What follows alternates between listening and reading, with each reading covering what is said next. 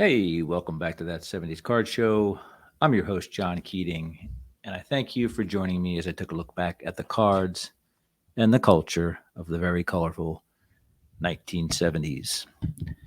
We'll revisit a more simple time in our hobby by taking a deep dive into the sets and the stats with a generous amount of dad facts sprinkled in. That 70s Card Show is currently sponsored by nobody. If you have a comment or suggestion, I urge you to drop me a line at that70scardShow at gmail.com. That 70s Card Show on YouTube or 70s Card on the Twitter. So this is episode 43, and this is part two of my stadium deep dive. And that's what I like to call the baseball palaces of the 1970s. Before we get going on that, let's talk a little bit about last week. Episode 42 was talked about the 2001 Upper Deck 1970s set. I had some technical difficulties in there, didn't get to everything I wanted to say, and more importantly, I kind of botched the Jackie Robinson tribute right in the middle there, lost audio. Still trying to figure out how all this stuff works sometimes. I like to hit record and go. I don't like to go back and redo stuff. I am as I always say, a stream of conscious character. And once it's out of my head, I don't want to revisit it, to tell you the truth. So forgive me, Jackie Robinson, Rachel Robinson, and family as well. Rachel Robinson, the original WAG. If you don't know what a WAG is, wife and girlfriend, popularized over there in England by the tabloids, but Rachel Robbins was the original, stood by her man, and was just as strong, if not stronger, than Jackie Robinson, getting through all that stuff and raising a family throughout. So let's talk a little bit about that 2001 Upper Deck set that I did not get to completely. Get some comments, which I'll get to here in a second, but prices. I didn't get to all the prices. Don't know why. But that set there was about a $40 set, so you can get it for the low price of $15 up to $40, according to I think it's Cardboard Connection or one of those places. Total value of the set is $134 with an average of 75 cents between the cards. And a couple other big things is there were a lot of Hall of Famers on that in that set. I have a piece of paper somewhere here on my desk. I counted 84 Hall of Fame cards in that set. No rookie cards, of course, but Hall of Famers. There were some errors. Card number 79, Ozzie Smith.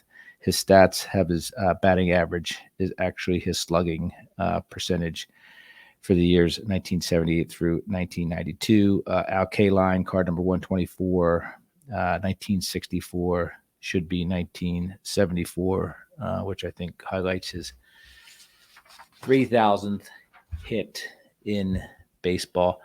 There are some other things that went on there. Maybe I'll share my screen here. That set really held a lot of value in what happened here, right? The Relic Cards. There's a bunch of Relic Cards. I'm on Beckett OPG right now. You can see the bat cards. There was 48 of those. Game jerseys, 27, patches, etc. Combos. So those, if I go here to Beckett Price High Descending, you'll see that there's some pretty nice inserts there, including a game jersey autograph, Hank Aaron. Runs a high of about $250. Nolan Ryan, game jersey autograph, $150. Reggie Jackson, pinstripe autograph card with a pinstripe patch. It's about $100. So some really nice cards in that relics part of that set. I don't have any of those. Maybe someday I'll work on getting some of those because I love me some 70s for sure. So some of the comments I got, one comment I got regarding that set was from Chris at Stories in Cardboard. Chris, of course, has a kick butt vintage channel on YouTube. So check it out. That is Stories in Cardboard is Chris's channel on YouTube. I love these cards. Beautiful design for the base cards and inserts. I bought a box when they first came out and wish I had bought more. This is a great set for 1970s baseball fans. And Mark from the KY says, and I hope that's Kentucky, says, that is cool. That is cool set. I have the Gary Carter Bat Relic card from that set. So Mark from the KY, or Mark from KY, or Mark from Kentucky has himself one of those Bat Relic cards, which is pretty bitchin'. Right now, I am sitting in a hotel room on the road again, and I'm in Indianapolis, Indiana, which big time sports town, basketball, right? The Pacers has the Colts here as well. Hank Aaron played in the Negro leagues here for the Indianapolis Clowns. And of course, flying in, I got a nice little picture here. That's a real live actual picture I took of the Indianapolis Speedway. I attended the Brickyard 500, I want to say in 2007, 2005. It was the first couple of years I was there, maybe the second or third year. So I'm not sure when exactly that happened, but probably the largest sporting event I ever attended, right? Because there's a boatload of people that could fit in that track. So yeah, that was a picture from seat 3F on a Canadair regional jet, American Airlines, Philadelphia to Indianapolis, flying right over. There's a golf course next to there too. I wonder what that sounds like on race day. But yeah, fly right over that thing there. So also in Indianapolis this week is the Big Ten, or should I say in Indianapolis this week is the Big Ten women's basketball tournament. So I got a little Penn State action showing up there on my screen. Games going on. I believe the Rutgers team is staying at the hotel I'm staying at. So good luck to everybody on all the programs. Enjoy your tournament week here in Indy. And more importantly, going on right now is these guys are in town. NFL, National Football League, is holding their combine at the Lucas Oil Stadium, obviously, as well as the convention center, where I'm kind of spending time here this week at the convention center in Indianapolis. Ran into some of the chaps today in their little sweatsuits and with the numbers on the front, and I guess the PK designation next to the numbers, which means the punters and kickers were in town. Walked past the bench press setup at the convention center and had to chuckle. It was probably pretty funny in there watching maybe punters and kickers doing bench presses, if that's what they're doing. I'm not sure that they actually go through that folly, but the big boys are in town. Saw a couple linemen roll in. I think the linemen are set to impress here in the next couple of days. So that's that. Sports galore here in Indianapolis, mixed in with my work and all that fun stuff. So episode 43, a prime number. I do not like prime numbers. They freak me out, kind of like left-handed people like my son. They freak me out a little bit. So prime numbers 43. I'm going to talk about some baseball palaces, but I'm actually going to talk about one baseball palace because I realized that I kind of breezed through in my first baseball palace episode. I kind of breezed through. I think I lumped 5 into one episode. It was a gargantuan episode. Perhaps that was a turnoff. Perhaps it was a turn on for some. I'm not sure. So I've decided to go down. Earlier this week, I decided to go down to 2 stadiums, and then Simple Jack decided that it was 1 stadium. So I'm going to talk about 1 stadium and maybe some of the idiosyncrasies of that stadium. And perhaps that's what we'll do moving forward. Every baseball stadium in the 70s was special, except for perhaps the one in, well, never mind. And I feel like I need to give a little time to each stadium. So this won't be a long episode, but it will be a focused episode, I believe. At least that's the pep talk I gave myself earlier today. So we're going to talk a little bit about this guy right here. Last time we talked about 4 or 5 stadiums in the National League. So we're going to talk about Baltimore's Memorial Stadium.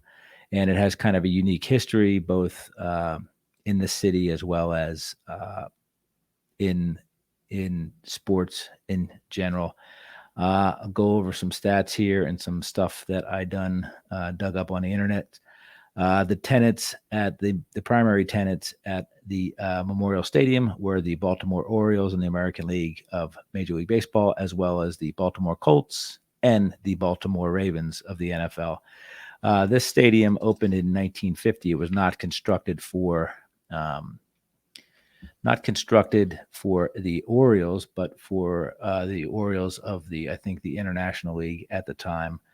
The first game was April 15th, 1954, as far as Major League Baseball, and the last Orioles game was October 6th, 1991. So remember, the Orioles were, I think, a Major League team back in the early 1900s.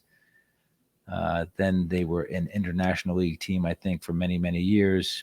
Pretty successful there in Baltimore. They played at a place called Oriole Park. Apparently, Oriole Park burned down in the middle of the night.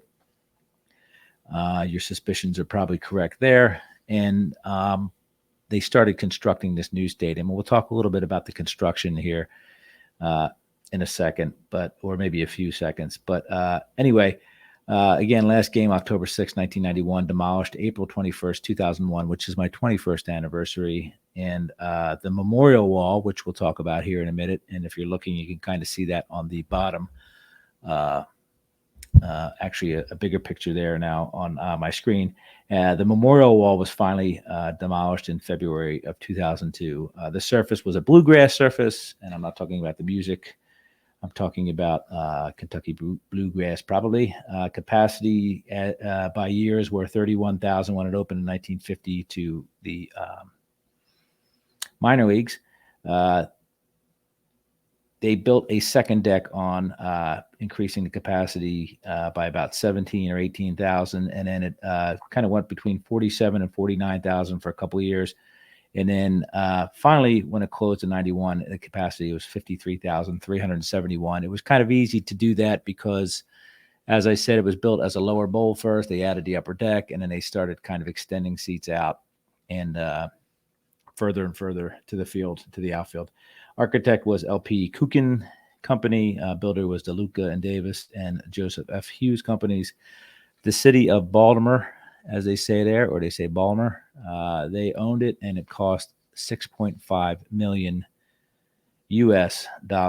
to build.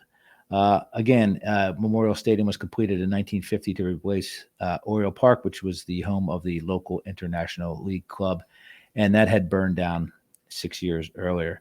Originally built as a 31,000-seat stadium used for football and minor league baseball before the Browns moved from St. Louis to become the Orioles in 1954, a second deck was added to the stadium, increasing the park's capacity to 47,855. Unfortunately, its bulky concrete support columns created many obstructed view seats in the lower level, and later extensions of the upper deck eventually increased seating capacity to almost 54,000 for football and 54,000 for baseball and 65,000 for football. It was kind of named it was in a place, it was on 33rd Street in Baltimore, which is kind of a residential area. And it used to be, I think it was built on the site of a place called Venable Park. So they called it Venable Stadium. And that stadium again was used after that fire on July 4th, 1944. The home plate was moved from where it had been. I'll talk about that in a second, but pretty cool stuff. So location again, 33rd Street. I think it's now known as Babe Ruth Plaza. Center field was north, third base was west, home plate was south, and east was first base. Pretty symmetrical there. Let's talk a little bit about the dimensions. The foul lines when they opened up were 309 feet. There was a 7-foot fence that met a 14-foot wall. Power alleys were 360 feet, and dead center was vacillated between, I think, 446, 447, 405, 380, 370, blah, blah, blah. Actually, I lied. Those were the power alleys. The center field was about 445, 450, 425. Finally, when they closed, center field was at around 405 feet. So they kept messing with the capacity there. If you look at the field, you can kind of see there was probably more of a natural arc to the fence, and the fence looks like it's a little bit more cut off as the years go by. Fencing again, it was 11-foot concrete fence down the lines. They had a problem with that because the ball would kind of bounce. Anything off the wall would kind of bounce towards center field, which it says it reduced triples, but to whatever, I don't get it. There were some hedges in there when it first opened up. Instead of a wall out there in center field, 1955, it became a 7-foot wire fence, then a 6-foot wire fence in 58, a 14-foot wire fence in 61, a 6-foot wire fence in 63, and finally a 7-foot canvas fence in the late 70s, 1977. Going to talk a little bit about how this stadium was built. So, again, it was a football stadium. Open end was facing south. So there's a really blurry picture on my screen right now, which I think depicts a Army-Navy game. The open end was south, and they kind of did a unique thing there. Once they realized that they were going to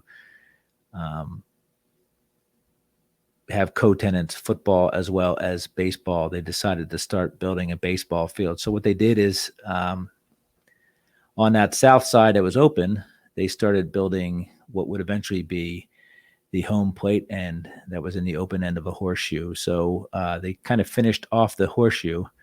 And then when they were all done, the lower deck, obviously they demolished the horseshoe and started building out down the foul lines. And place kind of looked like the old Texas, the Arlington Stadium for the Texas Rangers, I guess Turnpike Stadium, whatever they wanted to call that thing. One lower bowl, I'm sure, exposed out there in the sun and the metal bleachers. Again, this was minor league baseball stuff, so it didn't really matter much to the people. But when they found out that it was likely that they were going to get a major league team, that's when they added the upper deck, increased capacity. The only problem with that, as we'll find out here in a second, is I don't think the light stands were kind of done for the opening. So we'll talk a little bit about some more things here. First major league park constructed entirely of reinforced concrete. Again, the home opener was April 15th, 1954, and the brick facade was incomplete and the lighting towers were not ready. So had the game gone any later in that day, it might have been called due to darkness. So they dodged a bullet there. At the beginning of the 1954 season, hedges served as the center field fence. As I mentioned, in June 1954, a wire fence was erected that stood directly in front of the row of hedges. The top 6 feet of the fence was covered with canvas padding in 1958 after Harvey Keene cut his face trying to catch a home run ball by climbing the fence. The walls, and that sounds so gory, the walls in the left and right field corners were also padded after Kurt Blefary injured his hip chasing a Max Avis fly ball. So people were dropping left and right at Memorial Stadium, running into fences and walls. Frank Robinson hit the only home run long enough to leave the stadium completely when he drove a Louis Tiant pitch 450 feet and over the left field bleachers on May 8th, 1966. That was his Triple Crown year. Frank Robinson led the league in home runs, RBIs, and batting average once each in his career, and it was all that year. Pretty impressive. Says the wind usually aided the left-handed hitters. Frank Robinson proved that to be a misnomer. The most famous fan was Wild Bill Hagee, a loud taxi driver from Dundalk, who led the roar from 34, the cheers from section 34, and also occasionally spelled out Orioles by twisting his body to spell the letters from atop the Orioles dugout. Now, old Bill had a run-in with security and swore off Orioles games for the rest of his life. Apparently, they told him he couldn't bring his own beer into the stadium one day, and that was enough for him never to come back until, I believe, Camden Yards. They invited him back for a game there. He's no longer with us, so R.I.P. Wild Bill Hagee. Memorial Stadium inherited the spring ritual of U.S. presidents throwing out the first ball on opening day when the Washington Senators left the nation's capital after the 1971 season.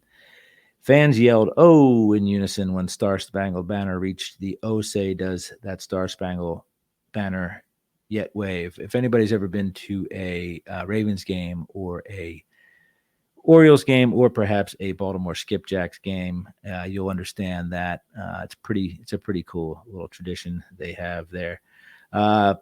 Baltimore's Memorial Stadium hosted the 1958 All-Star Game. During a Colts game, December 19th, 1976, approximately 5 minutes after that Colts game, Colts finished the AFC semifinal game between the Pittsburgh Steelers and the Colts. As I said, a single-engine plane crashed into the upper deck almost directly behind home plate. Miraculously, no spectators were injured, and the pilot suffered minor injuries. The pilot was arrested after this. Apparently, he had been thrown out of a bar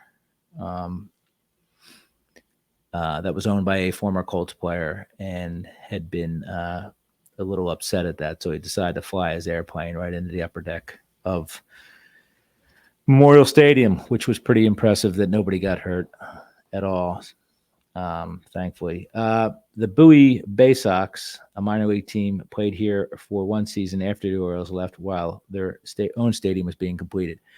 Bowie, of course, is, I believe, a little south of Baltimore, and a unique position where a major league team had their minor league team in the same city. I think that's currently the case in New York with the Coney Island somethings and maybe the Yankees. So that memorial wall, we'll talk about that memorial wall again.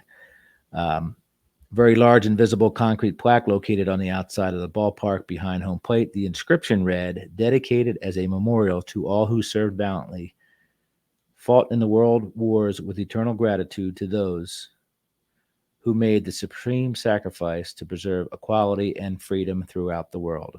Time will not dim the glory of their deeds." So that lower portion, the time will not dim the glory of their deeds. That part has been replicated, I think, between the current Ravens Stadium and Camden Yards in one of the pedestrian walkways.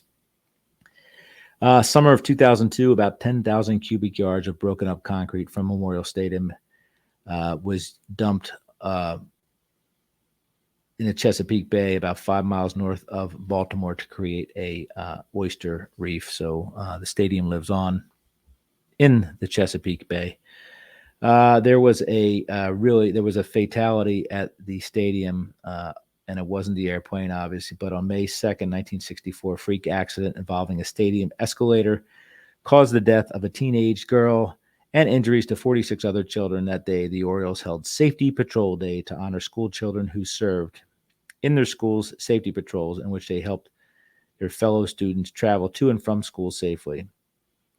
20,000 school children from around the state of Maryland were given free admission to the game against the Cleveland Indians. Unfortunately, they decided to open up the upper deck when so many people showed up, but they weren't ready for it. The upper deck had been set up to prevent too many people from going down the escalator at the end of a game, and there was kind of a barricade at the top, and people just got piled up, and a poor young girl lost her life. So sad indeed. Yeah, so over the course of Memorial Stadium's life as a baseball stadium, bring that back up. There were 49,676 hits, 4,744 home runs, 8,099 doubles, 1,015 triples, 25,530 runs scored, 2,860 stolen bases, and 20,012 walks by both Orioles and opposing batters. The pitchers threw 1,541 complete games, 379 shutouts, 31,897 strikeouts, 1,440 wild pitches, and 1,032 batters were plunked in various parts of their anatomy. As for the Orioles pitchers, there were some of the best seasons at home. Strikeouts, they had 588 and 66 complete games. They pitched 41 complete games in 75. 11 shutouts, 4 different years, 68, 69, 57, 61. ERA, lowest ERA was 2.41. Goes on and on and on, right? So most home runs hit in the park were by Eddie Murray, 160, followed by Brooke Robinson, 137, and Boog Powell, 133. Cal Ripken, 129, and Frank Robinson, 104. Imagine there's some great players there. 4 out of 5 are Hall of Famers, and Boog makes a great barbecue sandwich. Brooks Robinson had 1,397 hits, most hits at Memorial Stadium, most doubles. Again, Brooks Robinson, 232. And not to be outdone, Brooks Robinson hit 32 triples and 701 RBIs. So Brooks Robinson obviously played a lot of games there, so big leader. But kind of the usual suspects you would see in there: Eddie Murray, Cal Ripken, Boog again, Ken Singleton pops up, and Al Bunry, who had 131 stolen bases, by far the most in the stadium. Frank Robinson batted 305 in the stadium, so he was the all-time hit leader there as far as batting average, and more irrelevant stats there. Jim Palmer, of course, had 1,191 strikeouts, far more than anybody else at the stadium. Mike Flanagan finished with 666, so that's kind of creepy. Jim Palmer, 112 complete games. Jim Palmer, 30 shutouts. Tippy Martinez is the all-time save leaders with 48. Keep in mind, saves weren't that big of a deal, although they started to become a big deal, I guess, in the 70s, 80s, and early 90s, but not a lot of saves. Orioles didn't really have weren't known for their closers. Jim Palmer, 2005 innings, of course, and so on. Sammy Stewart had the best or the lowest batting average against of any pitcher in the place, batting 220, hitters batting 220 against him. Mickey Mantle hit 25 home runs in Memorial Stadium during his career, 16 batting right-handed, and at 9 batting left-handed. We talked about Frank Robinson's home run. Did you know that the first pitcher in Major League history to hit a grand slam in a World Series was Dave McNally in the 1970 World Series? He pitched a complete game, scattering 9 hits, and hit a grand slam in the 6th inning off of Wayne Granger to break the game open. Remember the 71 Baltimore Orioles, 4 starting pitchers with 20 wins. That's Palmer, Cuellar, McNally, and Pat Dobson. So Dave McNally had 21. The rest had 20. 1988 season, I lived in Baltimore. And I can say Baltimore, folks, because I lived there for several times for many years. 88, I moved to Baltimore as a 20-year-old, and that was the year that the Orioles had a 21-game losing streak to start the season. It was pretty wild. Cal Ripken Sr. was the manager. He was fired after the 6th loss, and then Frank Robinson took his place and lost 15 more games. It says here that the season was shot before the end of April. The Orioles experienced their greatest success from 1966 to 83 when they made 6 World Series appearances. Of course, they won in 66, 70, and 83. They were really, the Yankees, the Reds, the A's get a lot of glory from the 70s, but the Orioles began and finished the decade playing in the World Series. They lost, of course, in 79 to ye old family from Yinsville out there west in PA way. Let's talk a little bit about this guy right here. Okay. The first home run hit in Memorial Stadium was Clint Courtney, 3rd inning against White Sox pitcher Virgil Trucks on April 15, 1954. The Orioles won 3-1 to go 2-1. Looking at a 1954 Bowman, there's no 54 tops of this cat, but so 1954 Bowman of Clint Courtney, first-year Oriole. Perhaps there's some artistry involved in the uniform. I'm not sure, but of course they were the Browns the year before. Keep in mind back then that they talk about the 50s with the Dodgers and Giants, a seismic shift from the East Coast to the West Coast. But St. Louis Browns became the Baltimore Orioles.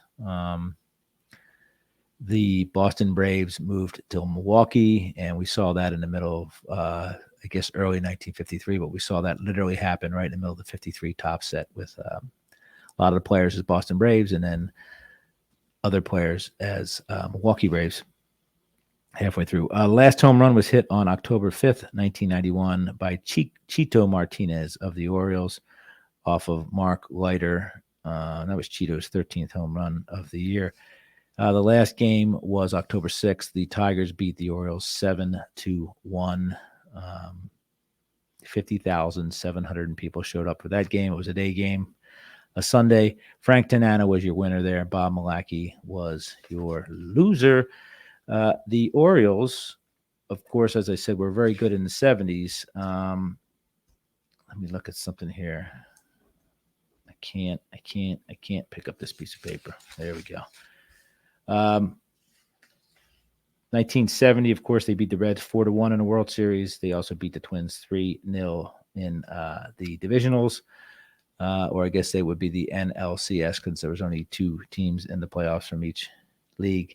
They lost in the World Series to the A's, I believe. They lost to the World Series. Who beat them in 71? Was that the Yinzers again? I think the Yinzers beat them in 71. They did beat the A's in the playoffs, though. 73, they came in third. 74, they lost in the playoffs to the A's. 75, they lost in the playoffs to the A's. 76, 77, 78, they came in second place, so they finished no lower than third. And that was a very, very competitive division, perhaps the most competitive division in baseball. I believe they beat the Angels in the 79 division series, and they lost to the Pirates, of course, in 7 games in 79. 77, 1, 2, 3, 4, 5, 6, 7. So they came in fourth in 78. I lied. So 75, 76, 77, they came in second.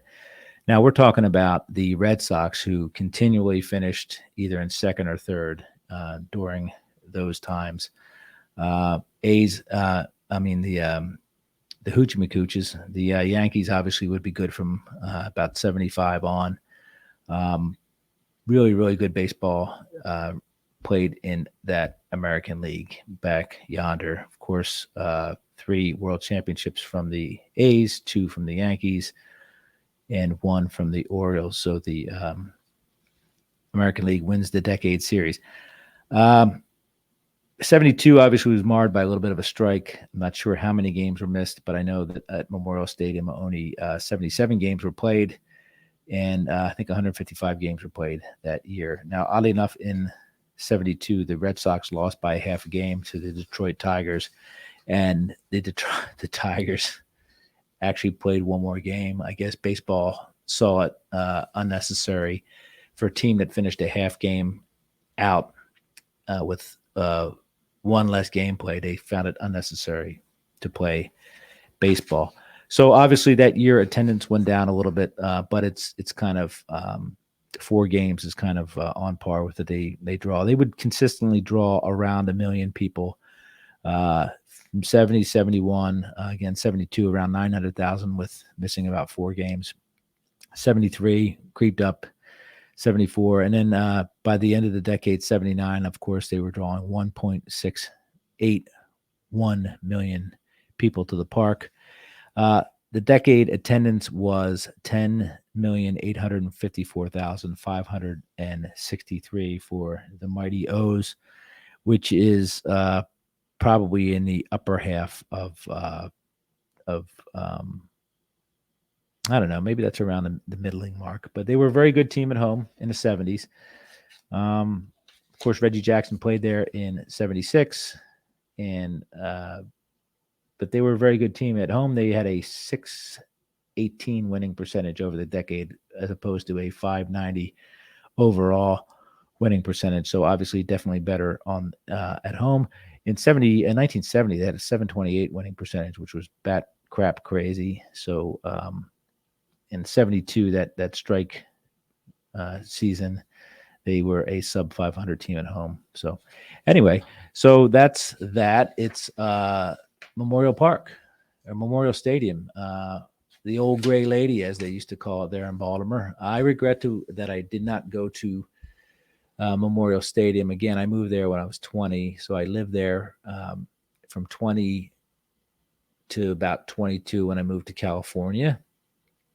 Back then, folks, keep in mind that they weren't really spitting a lot of stadiums out. The previous boom in stadiums had been like around 1970 when we saw all those beautiful AstroTurf fields in Cincinnati, Pittsburgh, St. Louis, and Philadelphia come into play. But other than that, they weren't building stadiums or replacing older stadiums. Of course, they were building other stadiums out of necessity, like the Kingdome.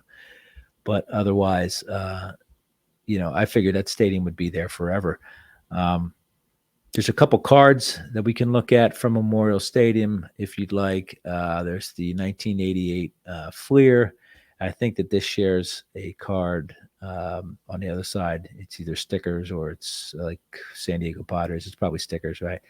So nice black and white photo of Memorial Stadium, home of the Baltimore Orioles. Capacity 54,076. First game 415.54. Playing field right and left 309. Center field 405. So a nice red, white, and blue card, but somehow they used a black and white photograph on there. That makes sense. And then there was a Panini from 1989, a Panini Snicker. There's a Panini Snicker. And Panini sticker from 79, and it's a little shiny. I'm sorry, from 1989, a little shiny, meant to be adhered to something or someone, maybe your notebook in school, your locker, your dad's bumper, something like that. But a nice little sticker card from Panini. So that's that. So that's now the National League has 5 stadiums wrapped, and I've done 1 stadium in the American League. So you can only guess where I'm probably going back to the American League next time I get the urge to do one of these here things. So I want to thank you for joining me this week in my journey back in time. If you have a comment or suggestion, perhaps you have a set from the 70s you'd like to hear more about, do not hesitate to drop me a line at ThatSeventiesCardShow at gmail.com. ThatSeventiesCardShow on Twitter.